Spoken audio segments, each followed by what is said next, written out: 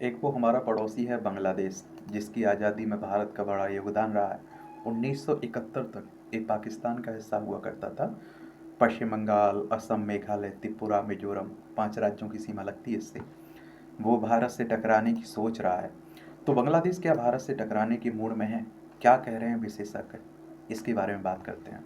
क्योंकि जिस तरह के वो शब्द बोल रहा है ना, जिस तरह की हरकतें कर रहा है ना, तो ऐसा लग रहा है कि वो मुँह ही मोह उठाने लगा। भारत बांग्लादेश ने भारत से शेख हसीना के प्रत्यर्पण की मांग की है। और बांग्लादेश के विदेश मंत्रालय के सलाहकार मोहम्मद तौहीद हुसैन ने सोमवार को कहा है कि उन्होंने भारत को सूचित किया है कि न्यायिक प्रक्रिया में शामिल होने के लिए शेख हसीना को वापस भेजा जाए। बांग्लादेश की पूर्व प्रधानमंत्री शेख हसीना 5 अगस्त से भारत में है। सोमवार को बांग्लादेश के गृह मंत्रालय के सलाहकार lieutenant general retired Mohammad Jahangir Alam Chowdhury ने कहा, शेख हसीना के प्रत्यर्पण के लिए भारत के विदेश मंत्रालय को एक पत्र लिखा भेज दिया गया।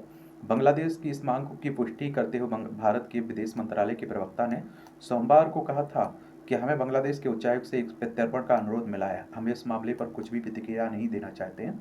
बांग्लादेश की अंतरिम सरकार की ओर से शेख हसीना के प्रत्यर्पण की मांग को उसके तल्ख रवैये के रूप में देखा जा रहा है। और शेख हसीना के सत्ता से बेदखल होने के बाद बांग्लादेश और भारत के संबंधों में भरोसा अब तक नहीं लौट पाया है। यहाँ आप देखिए, अल्पसंख्यकों के खिलाफ बड़ी हिंसा भी हो रही है, मंदिर भी तोड़े जा रहे हैं, नुकसान पहुंचाया जा रहा है। बांग्लादेश ने क्यों मांग की है? तो भारत के विदेश मंत्री सचिव विक्रम मिस्री पिछले महीने बांग्लादेश गए थे। उम्मीद की जा रही थी कि दोनों देशों के रिश्तों में पिछले कुछ समय से चल रहा खिंचाव कुछ कम होगा, लेकिन ऐसा होता नहीं दिख रहा है। बांग्लादेश की यह मांग भारत के लिए असहज करने वाली है। शेख हसीना भारत की दोस्त मानी जाती है और भारत उन्हें बांग्लादेश भेजने का जोखिम शायद ही उठाए जब वहाँ राजनीतिक प्रतिशोध का माहौल है। भारत के पूर्व डिप्लोमेट राजीव डोगरा मानते हैं कि बांग्लादेश शेख हसीना के प्रत्यर्पण की मांग इसलिए कर रहा है क्योंकि हसीना लोकतांत्रिक बांग्लादेश की प्रतीक थी। डोगरा ने समाचार एजेंसी पीटीआई से कहा कि पाकिस्तान के खिलाफ जो विद्रोह हुआ था, हसीना उसकी भी प्रतीक है, क्योंकि उनके पिता शेख मुजीबुर रहमान ने इस विद्रोह का नेतृत्व किया था। अब लगता है कि चीज़ें उल्टी दिशा में जा रही हैं। अब बांग्लादेश के नए शासक पाकिस्तान से दोस्ती चाहते हैं। बांग्लादेश के मौजूदा शासन के खिलाफ शेख हसीना प्रतीक बनी। बांग्लादेश की अंतरिम सरकार का मकसद यही है कि शेख हसीना उनके कब्जे में आ जाएं और जेल में बंद कर मार डालें। शेख हसीना को बांग्लादेश में भेजना एक निर्दोष को हथियार से लैस लोगों के बीच सौंप देना है, इसलिए भारत भी डर रहा है। सामरिक मामलों के विशेषज्ञ ब्रह्मा चेलानी ने शेख हसीना के प्रत्यर्पण की मांग पर सवाल उठाए हैं। चेलानी ने एक्स पर लिखा है कि बांग्लादेश में एक ऐसी सरकार है जो हिंसक भीड़ के दम पर सत्ता में है। इस सरकार की कोई संवैधानिक मान्यता नहीं है और आप देखिए, ऐसे में उससे भारत से शेख हसीना के प्रत्यर्पण की मांग करने का अधिकार नहीं है। क्या भारत करेगा प्रत्यर्पण? ये सबसे बात ही बात है। भारत के पूर्व विदेश सचिव कंबल सिब्बल ने लिखा है कि भारत शेख हसीना का प्रत्यर्पण नहीं कर सकता। बांग्लादेश ने भारत से ऐसी मांग राजनीतिक कारणों से की है। भारत और बांग्लादेश के बीच जो प्रत्यर्पण संधि है उसमें राजनीतिक प्रत्यर्पण शामिल नहीं है। ऐसा लग रहा है कि बांग्लादेश की अंतरिम सरकार ने भारत से टकराव बढ़ाने का मन बना लिया। बांग्लादेश का यह रोक किसी की गलत सलाह पर आधारित है। बांग्लादेश के इस्लामी नेता भारत से इससे संबंध नहीं चाहते हैं, वहीं वहाँ की अंतरिम सरकार इन नेताओं के दबाव में काम कर रही है। अब हमारे बीच में बैठा हुआ है। आप सोचिए, 3 तरफ से हम लोग ऐसे घेरे हुए हैं। थिंक टैंक विल्सन सेंटर में साउथ एशियन इंस्टीट्यूट के निदेशक माइकल कोगलमैन का कहना है कि भारत कभी शेख हसीना को वापस नहीं भेजेगा। कोगलमैन ने लिखा है कि भारत से शेख हसीना के प्रत्यर्पण की मांग मुझे कोई बड़ा मुद्दा नहीं लग रहा है। भारत को पता है कि किस इस तरह की मांग कभी ना कभी आएगी। बांग्लादेश को भी पता होगा कि भारत इसके लिए तैयार नहीं होगा। यह महज औपचारिकता से ज़्यादा कुछ नहीं है। मुझे नहीं लगता है कि इस मांग से दोनों देशों के द्विपक्षीय संबंधों पर कोई असर पड़ेगा। संयुक्त राष्ट्र में पूर्व राजनयिक रहे दिलीप सिन्हा ने समाचार एजेंसी पीटीआई से कहा कि भारत को इस मामले की जांच करनी चाहिए और शेख हसीना पर किस तरह के आरोप लगाए गए। संयुक्त राष्ट्र यूनाइटेड नेशंस की बात हो रही, 24 अक्टूबर 1945 में स्थापना हुई थी। न्यूयॉर्क यूएसए में इसका हेडक्वार्टर देखने को मिल जाएगा। उन्होंने कहा कि वो शेख हसीना प्रधानमंत्री थी, कानून व्यवस्था बनाए रखने के लिए जिम्मेदार थी। कार्यपालिका का प्रमुख होने के नाते नेता कुछ ऐसी आदेश देते हैं जो पुलिस अत्याचार तक जाता है। इस तरह की चीज़ें हो सकती हैं, लेकिन इन मामलों में आप राजनेताओं को ही जिम्मेदार नहीं ठहरा सकते हैं जब तक कि कोई व्यक्तिगत प्रतिरोध का मामला ना हो। और इसी वजह से प्रत्यर्पण में राजनीतिक अनुच्छेद का प्रावधान भी एक छूट के तौर पर मौजूद है और इसी वजह से राजनीतिक काम को एक अपराध के तौर पर नहीं माना जाता है। दूसरा सवाल यह है कि क्या शेख हसीना को बांग्लादेश में न्याय मिलने की संभावना है?